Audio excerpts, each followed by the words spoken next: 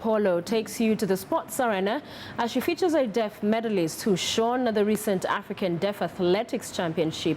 Here is that story of rare resilience.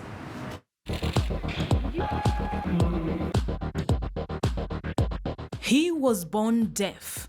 He pushed himself to the culinary world, but the trade proved too smoky and tasteless, so he picked up his pace on the racetrack where he runs to his destiny. From a series of losses to the ultimate golden moment, this is Martin Gachie's medal scoop. My name is Ray Polo.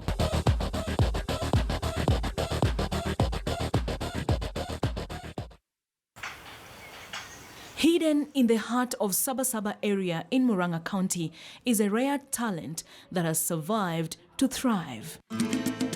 My name is Martin Gachie. I am a deaf athlete. Martin Gachie is the firstborn and has two brothers, one deaf and another hearing. Nilimlea tu nikiwa tu na uchungu kwa moyo, na akina mama wengine walikuwa tu wanakuja wananiambia, bwanako alisikuwa anasema ati utafukuzwa juu wewe unazaa watoto ambao hawasikii. Sasa nikavumilia tu. From a young age, Martin learned to improvise just about everything. Huyu mtoto akifikisha miaka 4 hivi nikampeleka hii nursery, lakini alikuwa tu anaperform. Nikashindwa huyu mtoto anasomaje na asikii. Lakini mwalimu, tulisungumza na mwalimu akaniambia akimwandikia kitu aweze akasahau.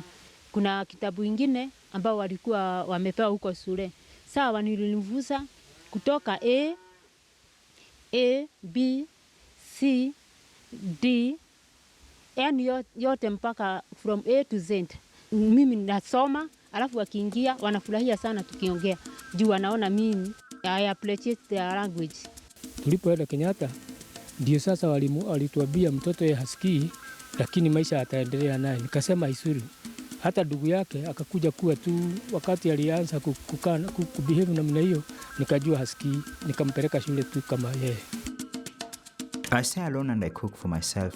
My favorite is ugali and sukuma wiki. My dinner is always ready by 8 p.m. and I go to bed at 9 p.m. I wake up at around 5 a.m. to go for training.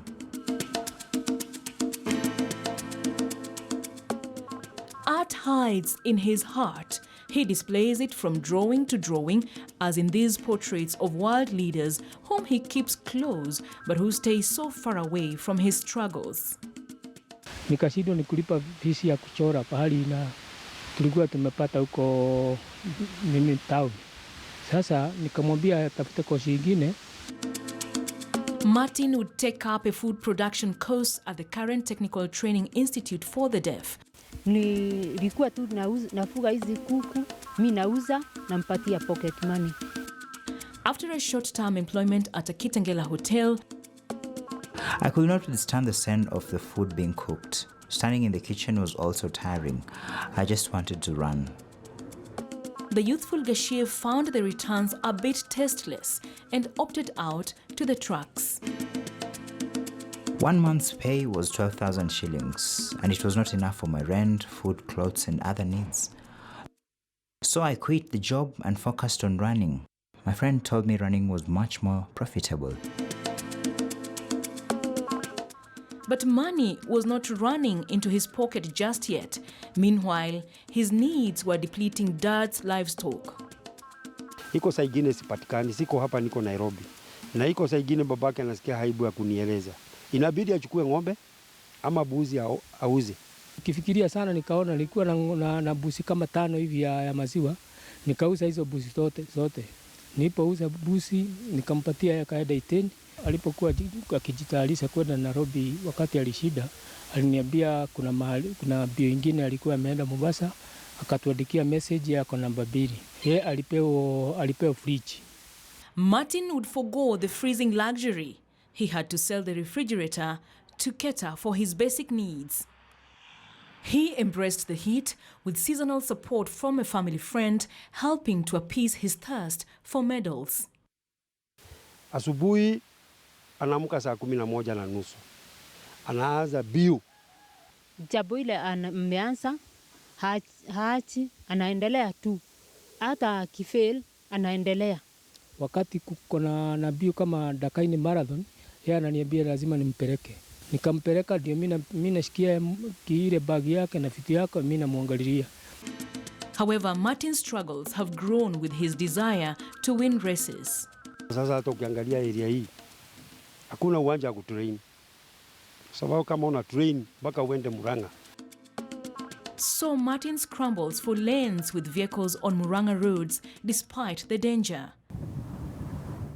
He has a race to run, and win he must. In place of hills, he traverses nearby plantations. Aliona hapa si mzuri, akaenda huko Ruiro, wakaenda huko Ruiro prison, alikuwa anakimbia huko, akahama akaenda huko Ngong.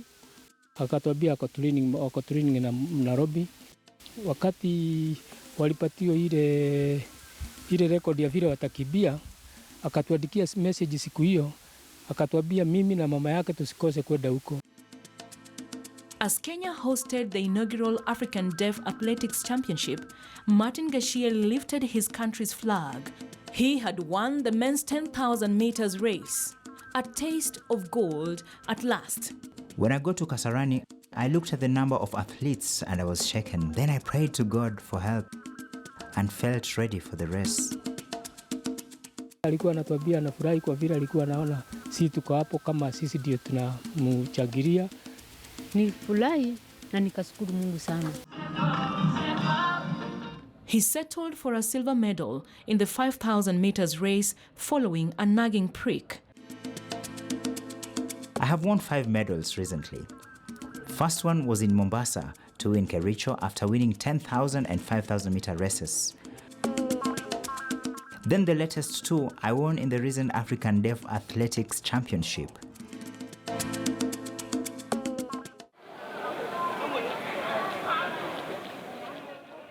Beyond the medal winners were also some hidden heroes who continue to push back hurdles that hound deaf athletes. Their training is very technical. And then we use hearing people to teach us. They use their whistles. All the technical bench are hearing people. This is a challenge. For a deaf person, I need an interpreter. And then, interpretation comes with a cost. We must have deaf people as trainers in the technical bench. They can coach themselves. They can teach their own in their own sign language and not the hearing people like the way it is now. Many people think that deaf cannot do anything. We are strong and we are very positive about ourselves. You see a beautiful woman like me, and I'm also beautiful, I'm also engaged in the world sport. When men see me for the first time, they think I am not deaf. I'm very proud and encouraging the deaf people to join sports, and they do not engage in anything like doping.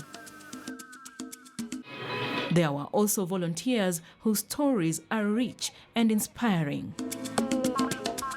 My name is Susan Mwaniki.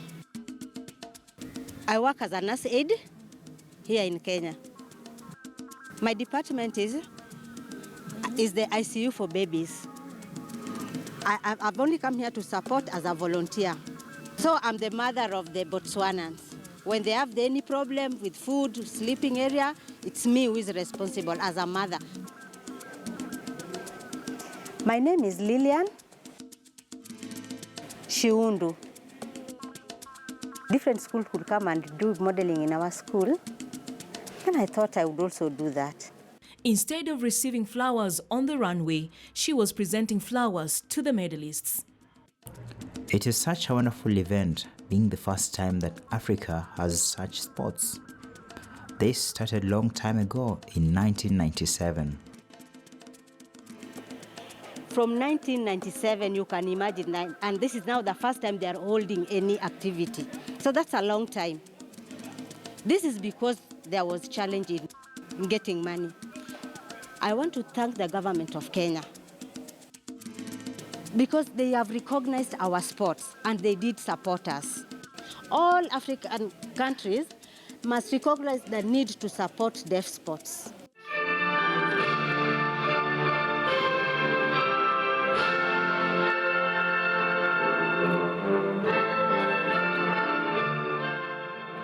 At the end, Kenya bagged a whopping 54 medals, starring top of the 12 African countries which dared the first edition of the African Deaf Athletics Championship. And Martin is proud to have contributed to honors. Kama inaweza pata ile sponsor kabisa kama wengine wale whatever wanakuwa sponsored, yeye anaweza fanya mengi ambayo inaweza letea Kenya faida na iletea hata hii nyumba faida. When I get some money, I will buy a plot and build separate houses for my mother and brothers. With such big dreams ahead of him, Martin Gachie has no option but to stay on track. Ray Polo, KTN News.